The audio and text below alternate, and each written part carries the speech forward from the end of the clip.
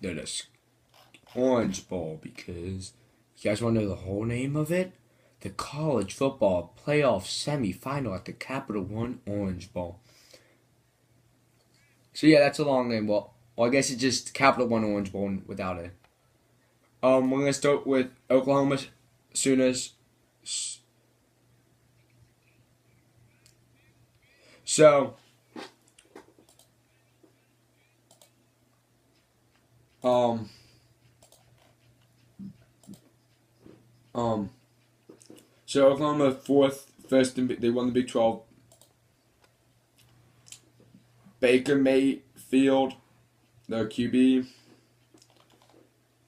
Now they're kind of a balanced team. It's 1,000 yards apart, but I'm trying to think of the pronunciation on this one. Sama J. Perrine.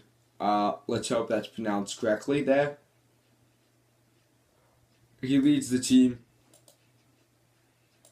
Now, I could see Oklahoma maybe mixing players up. Oh, never mind. Yeah, with two. With Joe Mixon. Then there's Baker Mayfield. You gotta be warned of him coming out of the backfield. I think that obvious. He's done it 100. He's run 100, carried it 131 times, 42 yards. I think that may or may not include sacks. Who knows? Now, Clemson.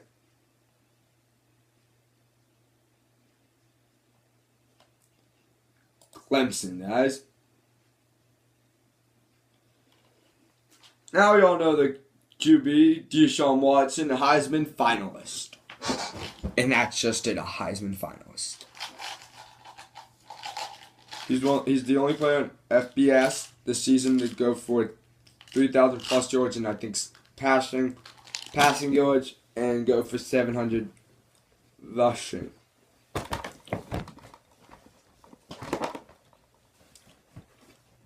So they are less than 1,000 yards. Yeah, I guess it's a lot. That makes a good team. I bet if I looked at UCF, there would be a lot less yards, first off. But maybe unbalanced or something. But you go. Now, Deshaun Watson, obviously, a third out of the backfield. 887 yards. The top rusher is Wayne Gallman, 132. So both of them have the threats.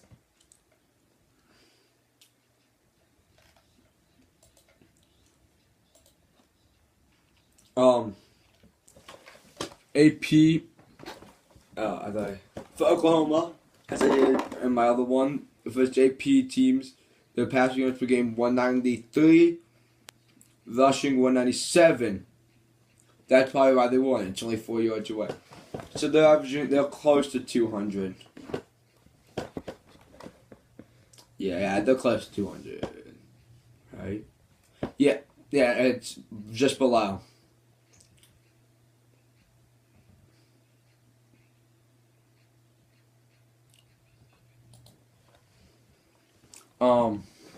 Clemson vs AP 117 yards.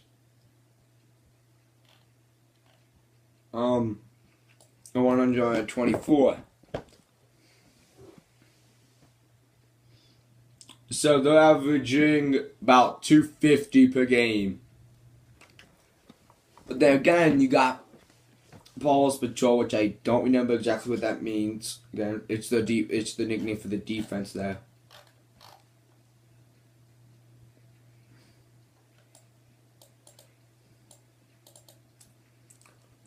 So,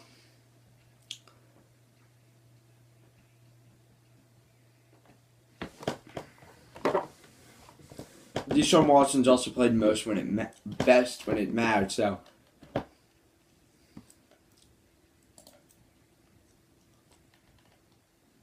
okay.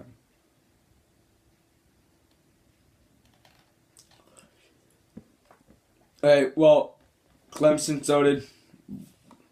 There's some low team that they could have fixed on there.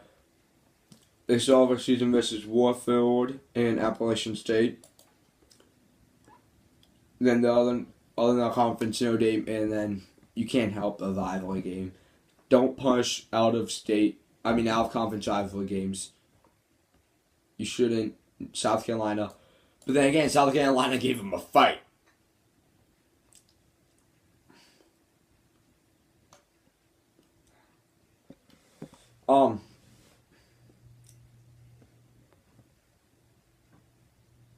Florida State was probably the closest game of this. Well, no, actually, Notre Dame. So they played Notre Dame, Florida State, and North Carolina. They played 3 ranked teams.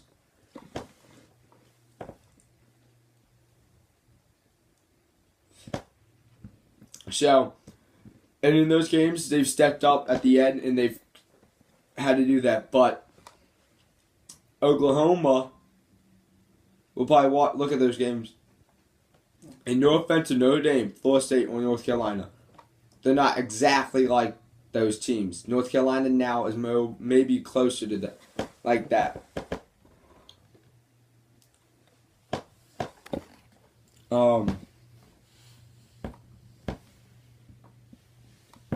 I would probably say though, maybe. Was this another Dame team before or after someone's injury? It doesn't matter. But Oklahoma will probably put up a better fight than these teams. Florida State didn't have any playmaker this year, really, except Dalvin Cook. Oklahoma,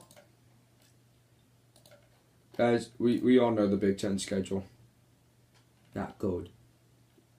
So, the best you could always do is schedule good non-conference opponents. But we know that's exactly what the Big 12 does every year. Right, guys? Right? No. They schedule FCS teams, which they can't do anymore.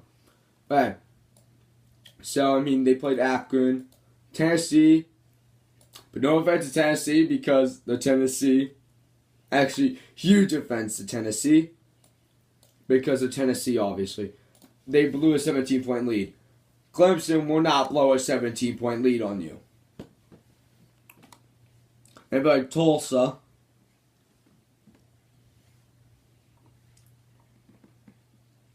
West Virginia.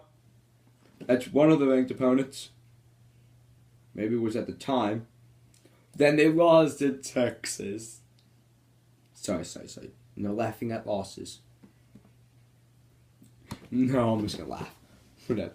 How do you lose to a okay. Now that I think about it, that Texas team is pretty good. It don't look that bad. They did beat Baylor, too.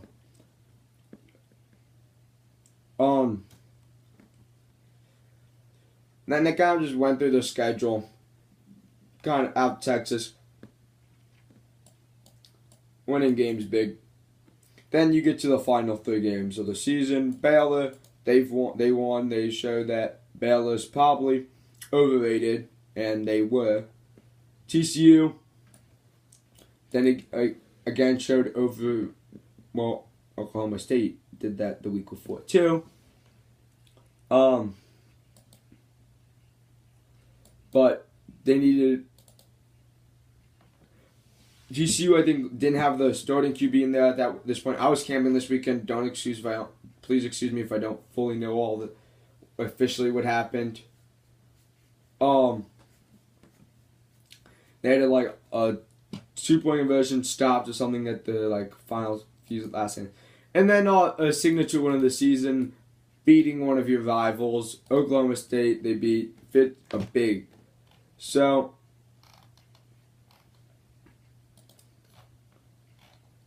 This might have a chance.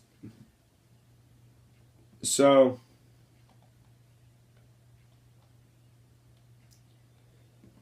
I would probably say that these are teams that are ready. They're going to be ready, obviously, both matches up as well. But I think Clemson will probably come out of here, and we're going to have an Alabama-Clemson title. Because, in my opinion, Oklahoma, yes, they beat ranked teams, but those also ranked teams didn't really have that much of a defense, let's put it. They really didn't have a defense. You can easily see that. Team efficiencies on ESPN, bunch of things. Oklahoma is probably 83 on offense and defense, respectively. Baylor, 82 on offense, 69 on defense, guys. So, there's one example. We just show Tennessee 70 and 68. TCU 70 and 70 pretty much. And Oklahoma State 73-64. Clemson, though, on the other hand, 81 and 87. So what I'm saying is they are at least 17 points above both those categories. And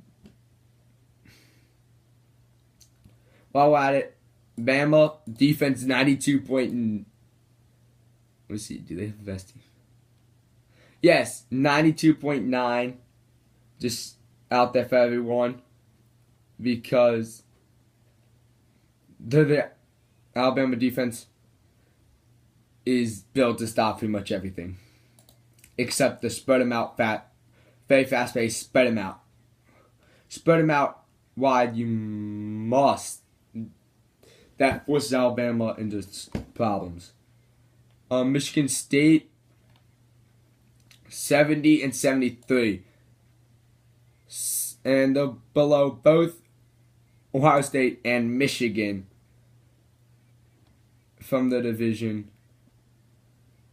And Iowa. So in other words, that's where you see there's not much of a fight going to be. There's going to be a fight put up, but there's not going to be fully a Oklahoma Clemson will be a better game than Alabama Michigan State. I'll put it that way. Alright? And that's all.